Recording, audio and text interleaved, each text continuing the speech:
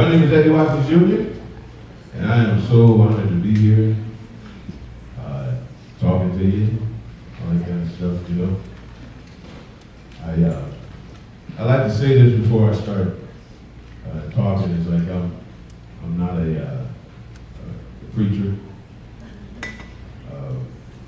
licensed practitioner. I have a lot of respect for licensed practitioners. They study, and I'm not too good at studying stuff I'm not interested in.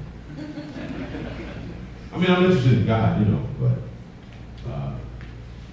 you know, a lot of stuff that practitioners do to become, for their consciousness to expand and to know the truth about people. I already know that, because I know it for me. And what I know for me, what's true for me is true for you as well.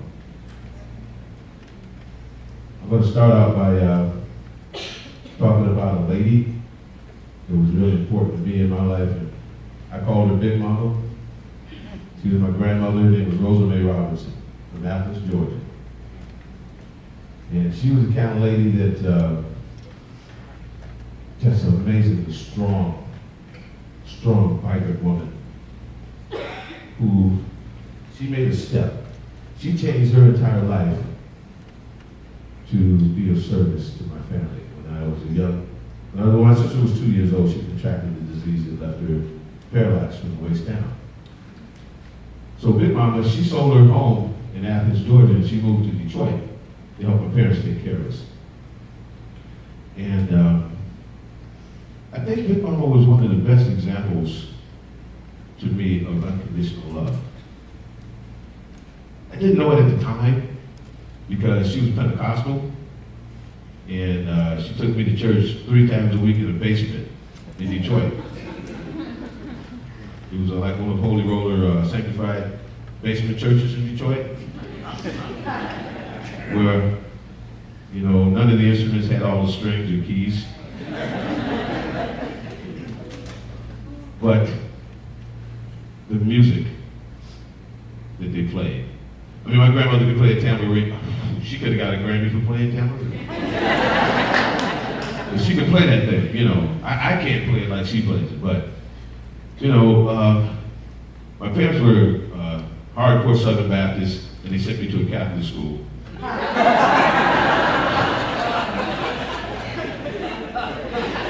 And my grandmother worked for Jews. And every day when I left Catholic school, oh, get this is priceless. I got on a blue blazer, a tie, in the ghetto. That's why I was so fast. I had to run home, because when I passed a certain house where some of the tough guys hung out, they'd be waiting for me, you know. And boy, oh boy, I knew every fence, every little nook and cranny through the neighborhood, you know. I think I only got caught about twice in 5-6 years, you know, because I was fast. But anyway, I kind of felt like then it was child abuse. 3 days at church, and then Sunday church with my mom and dad, and then I was going to a Catholic school. What did I do? I don't know. Anyway, you know, it's funny how the things that happen to you sometimes, and then once you get older and you get more knowledge and experience, you look back at that stuff and say, oh, I get it. Just like when my grandmother, she saw that I had talent, she bought me a piano. Saved up her money. Like I said, she was a cook in the Jewish household. That's what she did all of her life. She saved up her money and bought her grandson a piano because she had an idea. She had an idea that there was somebody in her family that she thought had extraordinary talent. Nobody else saw this. You know, my dad, his thing was, well, can you shut him up? I mean, he's just jumping all around the place, and singing and beating on stuff, beating on pots and pans. What's wrong with this boy, you know? And Big Mama say, the boy got talent. He needs to express himself. So she saved up her money and bought me a piano. she took a big step because she didn't have the money to do it. She had to save up her money and do it. See, we don't know about that nowadays. We put everything on a card. But see, what my dad taught me is having a credit card ain't like having money. Either you have the money or you don't. If you put on the credit card, you're borrowing money to buy groceries. That's the kind of simple stuff that my dad used to tell me. That's one of the positive things I can say about my dad. And I can say a lot of positive things about him, but at the time, I thought he hated me. I thought he hated me. Why do I have to go to a Catholic school? Jeez, man, what did I do? God, these nuns, they're vicious. Man, they wash your mouth off with soap. They hit you. A woman actually hit me. I was talking one time in the back of the Sister Paul Trees. She could have, oh God, she could have went to the Olympics as an eraser thrower. You know? And I mean, she walked around like this, you know.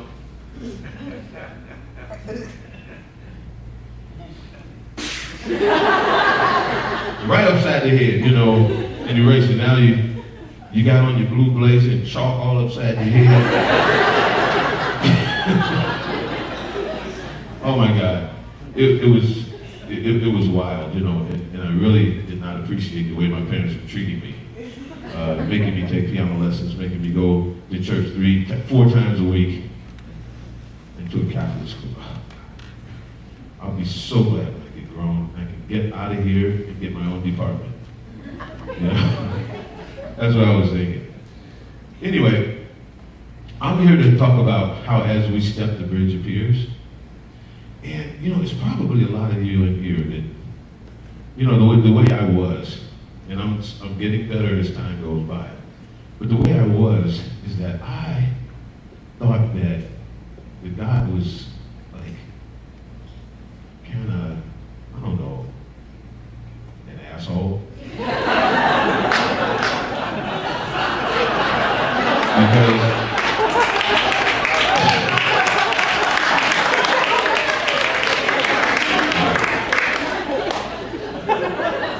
Because he maybe gave his life for me and all that stuff, but if I don't behave in a certain way, I won't get the blessings.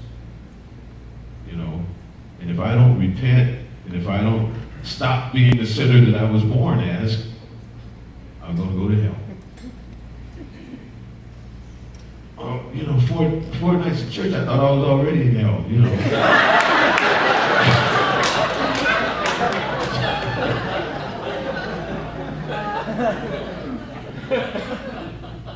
Anyway, you know, I know that there's probably some of you in here that have some things that, you know, some divine impulse that's calling you, or it's something you want to do, but I'm too old. I'm too fat, too skinny. I'm too black, too white.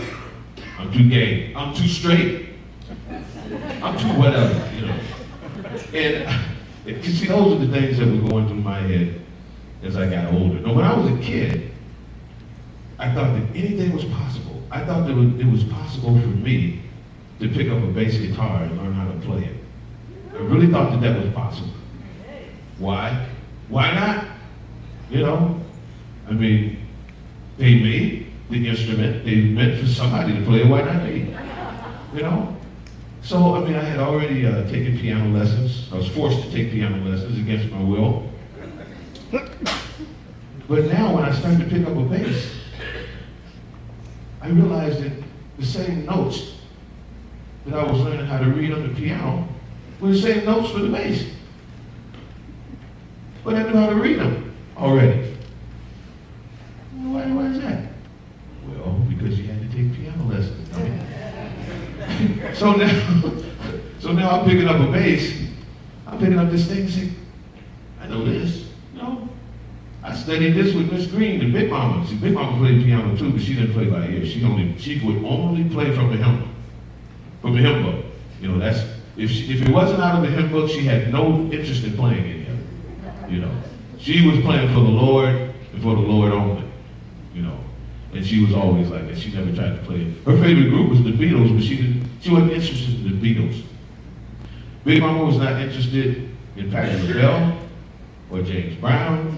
She wasn't interested in none of that stuff. She was interested in her grandson playing piano in the church. That's what she cared about. And that's why she did what she did, I found out later on, after she had passed away. You know. Anyway, I was a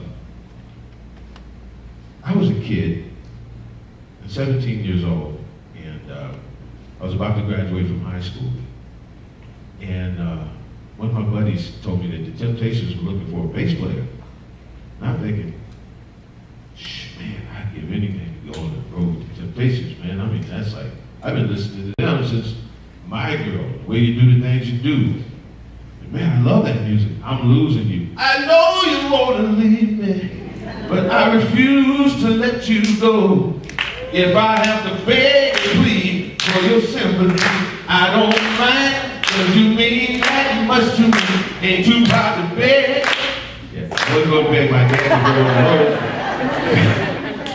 road. So I packed up some stuff and I took off on the road with the Temptations. Dropped out of high school. I wouldn't advise anybody to do that, you know, because it was not that much fun, especially for me. I just didn't like having to drive for all of those hours and then staying in bad hotels and eating bad food and that kind of stuff. But anyway, when I got out there, I decided I better call home and let them know where I am, because I was gone for about a week. And I called and I was hoping my mother would pick up. And of course, hello. Hello, Mama. I said, Dad? He said, what? I said, I just wanted to tell you, you know, where I am. I'm out on the road playing bass for the Temptations. He was not impressed. He said, you out on the road, you like it out there? I said, well, yeah, it's okay. He said, okay, you can just stay. You don't have to come back. Since you can't follow the rules of my house, you just, you know, go ahead. Good luck. You know, so that was, I know as we stepped the bridge of Piers, where that bridge disappeared. And then it reappeared through my mother. my baby out there on the road with the grown men. Oh, Lord. Anyway, I eventually went back home. But, you know, the thing of it is like, I didn't know any better. I did not know that I could fail. I had no idea about failure because that just wasn't in my consciousness at the time, you know. I mean, as a young kid, I'm playing piano, I'm popular, I got girls, I got friends hanging outside of my window listening to me play and sing. I'm in heaven. I could have stayed there, you know. Then when I get to high school, you know, my brother gets drafted, he goes to Vietnam, he just bought a brand new SS-396 Chevelle, gave me the keys. I had one girlfriend throughout high school, she was a cheerleader, and she was the most gorgeous girl. Oh my gosh, she was so pretty. So I was just like, I could have stayed 16. You know? But something was calling me, something more. I knew there was something I was supposed to do, you know? So I got hired by a guy named Norman Whitfield, who was the producer of the Temptations and a bunch of other groups there. And, the only reason he had knew who I was is because I went on the road with the Temptations, which is a group that he had produced. You know, he produced stuff like Cloud Nine, the Psychedelic Shack, and all that stuff. An incredible producer. So he hired me, and my first Temptations album was called Masterpiece. And I was 17 years old. So now I'm really cool, you know, I'm like telling cats, like, man, you know, I just recorded with the Temptations. Stop lying, man, stop lying. You ain't recorded with no Temptations. I said, I did. I was in Motown. I said, yeah, right. You know, and Marvin Gaye lived down the street from us, and, you know, we used to go down there and play basketball. Terrible basketball player, Marvin. Nice guy, but not a really great basketball player, you know. But anyway, but these are some steps that I had no idea about, that if I took them, things would happen. That's the basis for the song, I Am the Place Where God Shows Up, which I'm going to do later on. But, those are the steps that a young man takes. My father told me one time that a young man has dreams and the old man has vision. I don't know how true that is, but a lot of the stuff that he told me, later I found out to be true. I'm not old yet, so I don't know. But anyway, I decided to, when Motown left Detroit, and that was like my work, that's what I did. I was a session bass player, 17, 18 years old. When they moved to Los Angeles, I didn't know what to do because I had an identity. My identity was the young funk brother, the young Detroit bass player. And now I was not the young Motown bass player because Motown was gone, So I got a job in a hotel playing in a house band, the John Trudell Orchestra. And by playing in that band and being of service, the people that came through there were Victor Bone, Carol Lawrence, Soupy Sales, Jerry Lewis, Robert Goulet was one of my favorites. I actually played the whole Man from La Mancha thing with Robert Goulet. And, but what happened was this music was so difficult to play that by playing it for months and months and months and all these different types of charts, my eyes, that's what we call it in the business. I had like big eyes. I could read anything, I was very arrogant about it. I said, well, somebody asked me if I could read music. I said, well, if a fly pooped on a piece of music paper, I could turn it upside down and transpose it. So I was pretty arrogant about it, so I packed up everything. I had 2 young girls at the time, and I drove out to California in my '72 Chevy Impala. And on the way out there, I was in Texas, and I hit an armadillo. Bent my drive shaft. So I still made it to California. Anyway, I had one session, and one session that I had all the major session players on it. I had James Gatson, Jay Gray, Paul Jackson, names that you might not know, but these are people that have played on tons of records. So they liked the way I played. I had a good groove, and I was reading really well, so I was like a one-take guy. They knew me that one take, I'd get it. So people hired me because I was so fast, right? So the other musicians that I played with started giving my name to other producers and contractors and stuff. Within a couple of months' time, I was the cat. Now check this out. Now this is my brother. He had a convertible Eldorado with a white vinyl top. Oh God, it was beautiful. It was a Le Mans blue with a white vinyl top. No, it was a white convertible top. Yeah, it was a convertible top. That was his. Okay. So somebody steals his convertible Eldorado in Detroit. Okay. So he calls me up a couple of months later. And he said, "Hey, bro, they found my ride, man." I said, "Oh, man, where is it?" It's in California. California? LA, what? He said, "I don't know, but this is the address." It was about 10 blocks away from where I was living. So I said, well, I can go pick it up for you. How do I get it? He said, well, I'll tell him you're coming to get it, and you pick it up for me. So I picked up the car. I said, well, what do you want me to do now, Ronnie? He said, keep it. So now, I'm new in town. I just started doing sessions. I got an Impala with a bent drive shaft. And now I'm driving a convertible Eldorado in Hollywood with a great big old fro. I mean, is that cool or what? Oh, man.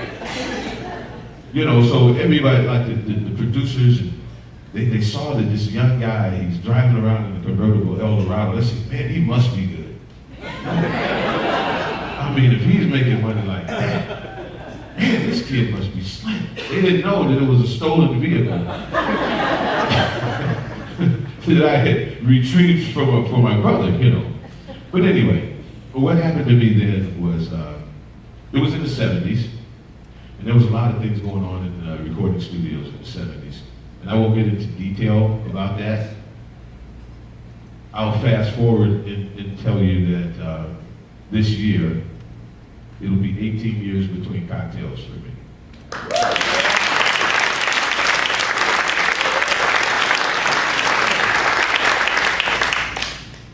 That's a long time between beers, you know? But in any event, you know, what happened to me is I did succumb to some of the activities that were happening at that time, and I found myself in the middle of an addiction. You know, an alcohol addiction. And what happened to me then is like all of the wonderful stuff that was going on for me kind of just went away, you know? And I just delved into, say, well, what do you use? It was like my question, well, what do you got? You know, so I fell into pretty heavy addiction and stuff, and at one point, I thought that it would be better to just kind of check out and see what's next on the other side there. And if I come back, fine, but it's got to be better than this, because this is hell, you know. And a guitar player buddy of mine who was in AA, he said, you got a problem, and you need to get help. I said, yeah, my problem is you telling me I got a problem. My problem is, you know, I was like that. But anyway, it got so bad for me, and I was hopeless. So I went to a meeting.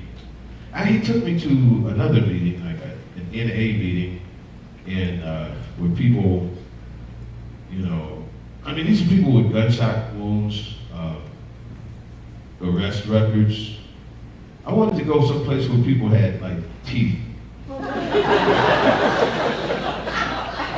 And shoes and stuff like that, you know, because I still had shoes and teeth, and I even had a car and stuff, but I had started to, I had like so much stuff. I had houses and all this kind of stuff, and I was down to the point where I just didn't want to lose any more of what I had, so I knew I had to change something, or I would just end up, you know, on the street. So I went to the meetings, and I was just like, still had that hip slick and cool thing on me where, you know, I'm like this hotshot bass player, blah, blah, blah. You guys, you know, the people in AA was always them, those people. Because I'm not like those people really, you know, I'm just kind of here. I just want to keep what I got. Once I get clean and everything, you know, you guys can go back to your one day at a time thing. I can go back to being cool, you know. In managing my drinking like a gentleman, you know, I figured that, you know, I would get to the place where I would just sit at home, you know, with a smoking jacket and a dickie or something, and just like sit, you know, like a gentleman. But that wasn't the case for me. You know, when I started, I dived in, and man, I just could not stop. So I went into to AA, and I thought that, okay, the steps are cool, but I don't like the order. I think the fourth step should be like later, because I don't want to do that right now. You know? I want to do something fun. I want to do like a 13th step or something. I want to work with the newcomers, especially the women. I didn't know nothing, but so anyway, so what happened is like, you know, just the same way as like you buy something for your kid, you know, you buy a bike or something for your kid, and you say, well, I got this, I don't need to read the directions. You know, you put the bike together, and the kid goes out, and it falls apart, and they come back to you, Dad. Well, that's what happened with my program. You know, my program was not solid. The minute I hit a speed bump, everything just fell apart. You know, and I ended up going back out, living it up, trying to live it up again, but nothing worked for me anymore. You know, nothing had the same effect. I knew too much now. You know, I knew that there was something, I had a spiritual malady. There was something that was not right in here, you know. So I went back with my tail between my legs, you know, and the worst thing that people can do, well, the worst thing that people did for me when I went back in is they welcomed me with open arms and say, "Are you ready now?" I wanted somebody to slap me upside the head or do something just to, because I felt so bad. But I was humble, and once I was humbled, I was teachable. I was able to learn about what these seemingly unrelated steps meant in my life, and how my life could get better, you know. So I went in humble, and I worked the steps in order, you know. And I had a sponsor that second time, a really wonderful guy, and he actually saw something in me, and he said, "I'm going to take you to agape." And I said, "What's agape?" And he said, "Shut up."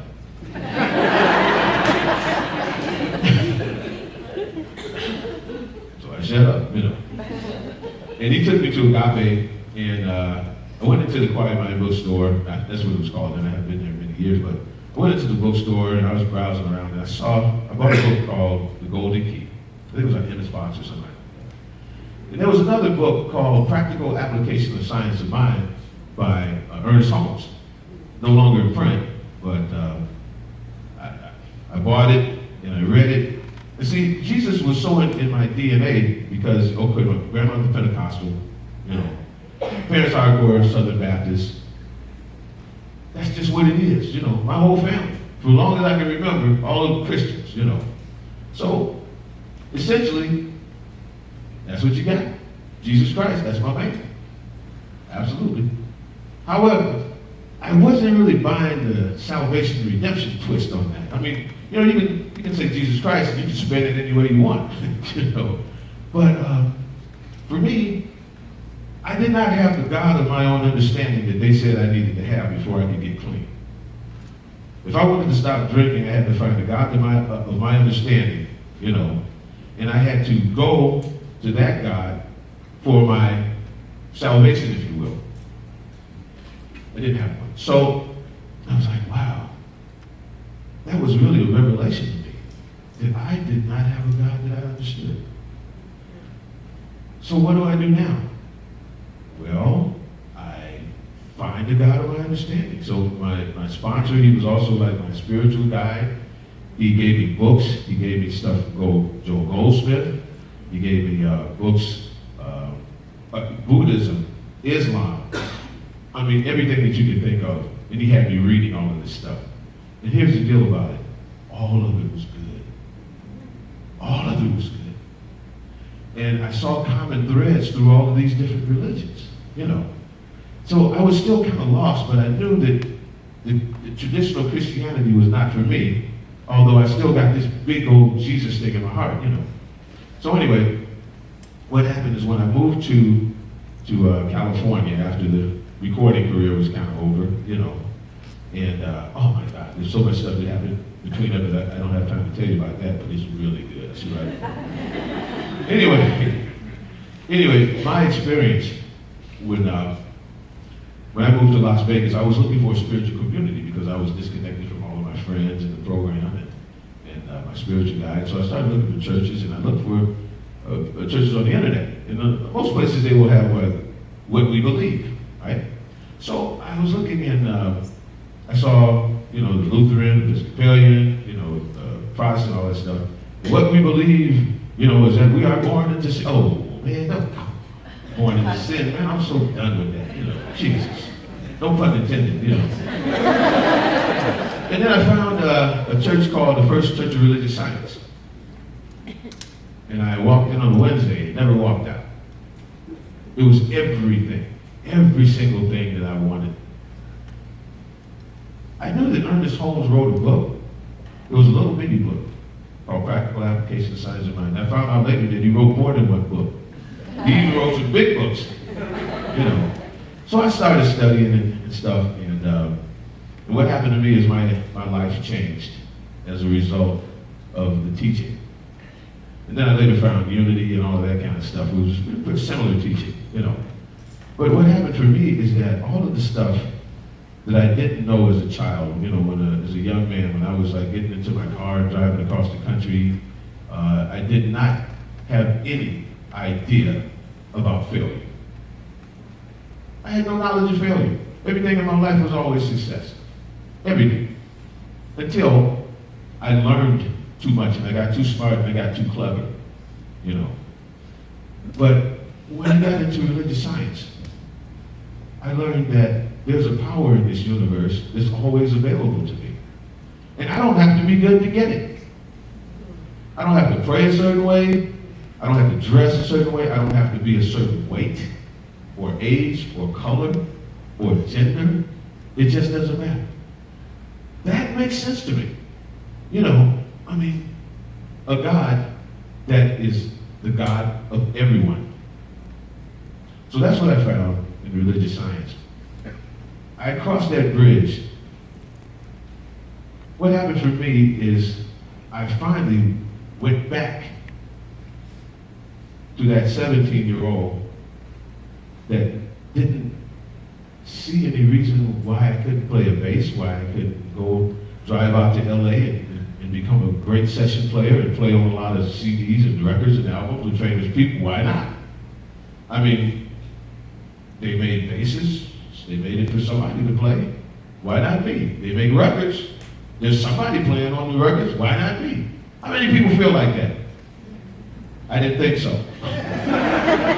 But there's something in your life right now, and I know most people have this. There's something in your life that you're thinking about, that you want to do, that you want to try to accomplish. But there's 1,000 buts. No pun intended. There's a million buts, because I have them too. But I got a job in Las Vegas as a musical director for the Center for Spiritual Living. I worked there for 3 years, and then I got called to serve in Seattle under Kathy Ann Lewis. Wonderful, incredible lady. And I served there for 3 years, great salary, benefit, I mean, all of the stuff that you would want. You know, as a musician, too much paperwork for me, but you know, okay. The money was great. I was like, just happy, all right? But still, something pulling, you know. And something else I just want to say, but not a lot of people know this, but my first CD, once I came into religious science, my first CD was produced, packaged, and ready to go in 6 months. And there was a guy that pretty much I credit him for getting me started in New Thought. He was a musical director for Silomar. And I get a call from this guy named Michael Gott. He says, you know, I just heard some of your clips from your CD online. How would you like to be my bass player at Silomar? I said, what's a Silomar? He says, well, it's kind of hard to explain. You want to be here. I didn't have nothing to do. I mean, I just put out this CD. First of all, I didn't know who was going to like R&B New Thought music. Who was going to listen to this stuff? I mean, you got Karen Drucker, you got Daniel Nahmod, you got all of these, you know, this really wonderful kumbaya kind of stuff, you know. I was like, oh man, I did this CD, man, and it's all like R&B, Motown stuff, and I don't hear nothing else like it. I'm screwed, man, you know, but I'm just gonna do it anyway. So I went to a Silomar, and I didn't really have a spot. Michael said, well, you know, I got all of these people, tons of people. Got all these people, and I don't really have a spot for you, but I'll try to get you in, you know. The guy had all sorts of stuff coming at him, and it wasn't an example of a person that goes straight to principle. And that's what I found out about Michael, and he taught me a lot. But he gave me my first opportunity, and when the people heard me at a Silomar, that was it. The calls started coming in, and I mean, so I just want to acknowledge Michael right now.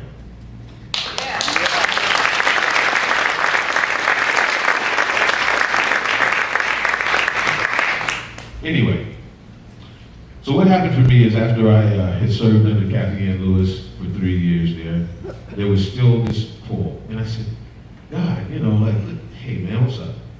I'm doing this New Thought music. You know, people are singing my songs like all over the place. I mean, I am really, really honored by this. Ooh, what else can I do? I said, you need to go. You need to go. You need to sing this music to people.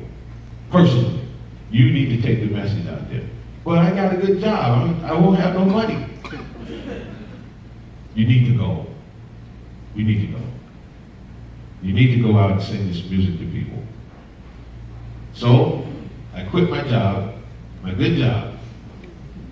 I packed up my old Ford Explorer with 240,000 miles on it, loaded up my CDs and most of my stuff. You know, I had just broke up with my wife, you know, about almost a year ago, and I was like, well, okay, God, here I go.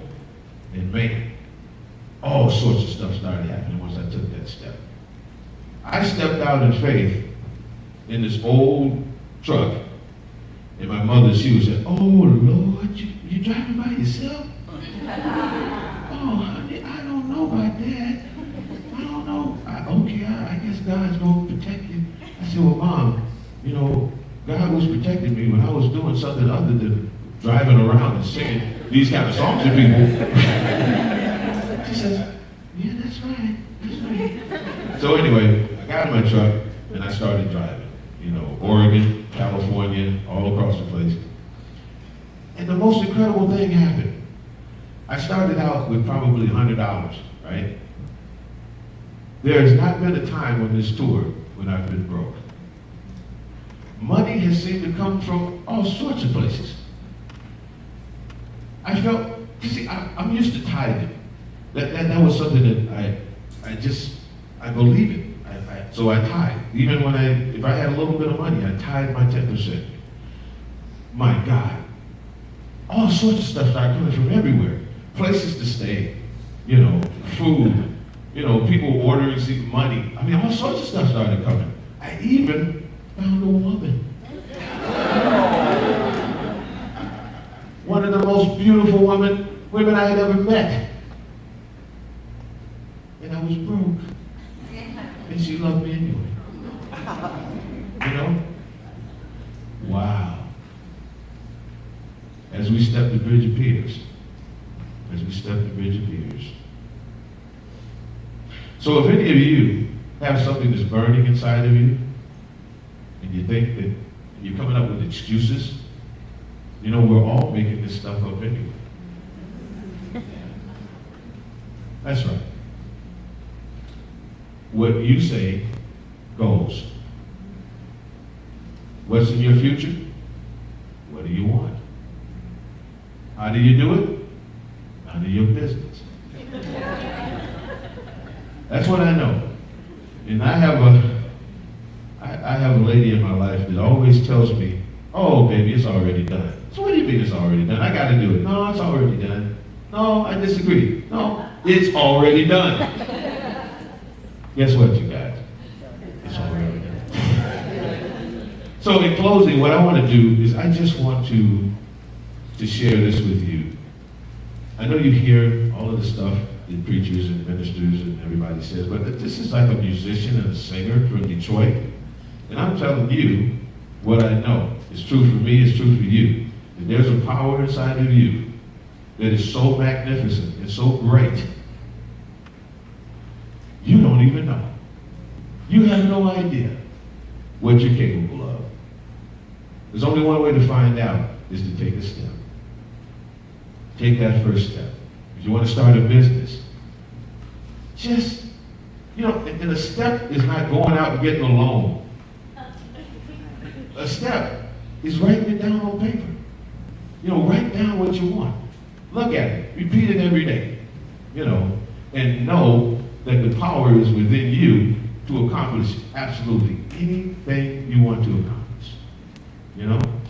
I mean, it's been said to me, I said, well, how do you get to Carnegie Hall? Practice. That's how you get to Carnegie Hall. Well, to get to that level of consciousness, you practice. Like a practitioner. Everybody's a practitioner. You know, you're practicing your program. You know, my program includes meditation and eating. You know, I was like 330 pounds 3 years ago. And, you know, some things changed in my life. Getting into this program, I stopped eating meat. I stopped doing a lot of other things that I was doing that I knew was not good for me. I started to realize my value, and I started to treat myself like I loved myself. You know. So when we start doing that, all sorts of things become obvious. It's like, oh no, I don't want that. No, that's not right. That's not my good. That job looks good, but I know it's not what I'm supposed to be doing now, and I can't do it just for the money. I have to be happy. I have to have that serenity and that peace in my heart or whatever I'm doing. Now, when I come here to play for you, to sing for you, trust me, it is not work. It is not work. And I'm getting paid, and I'm not even working. How cool is that, man?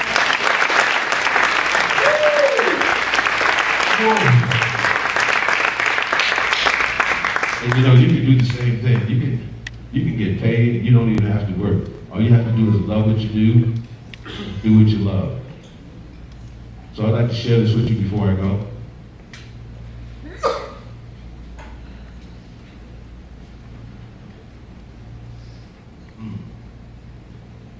Actually, I want to do something.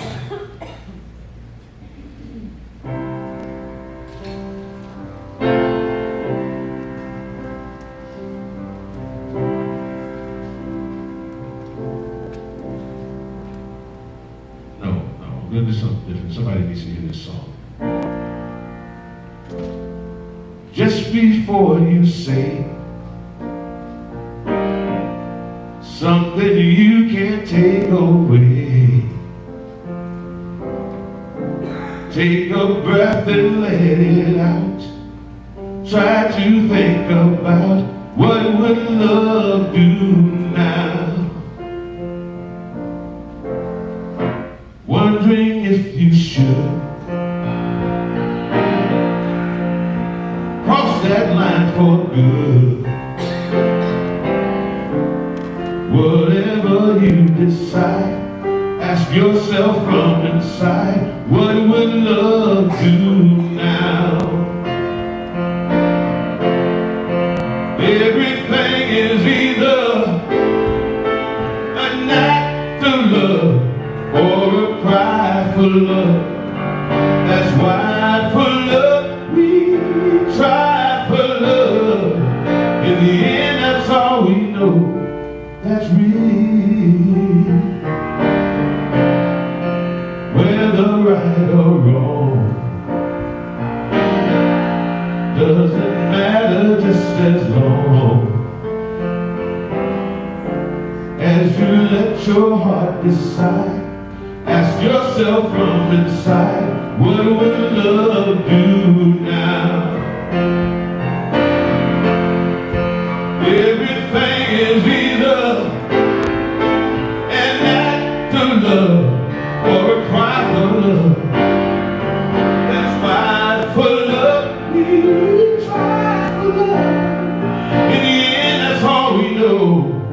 That's real.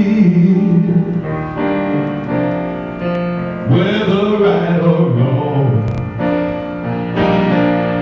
doesn't matter, just as long as you let your heart decide. Ask yourself from inside, what would love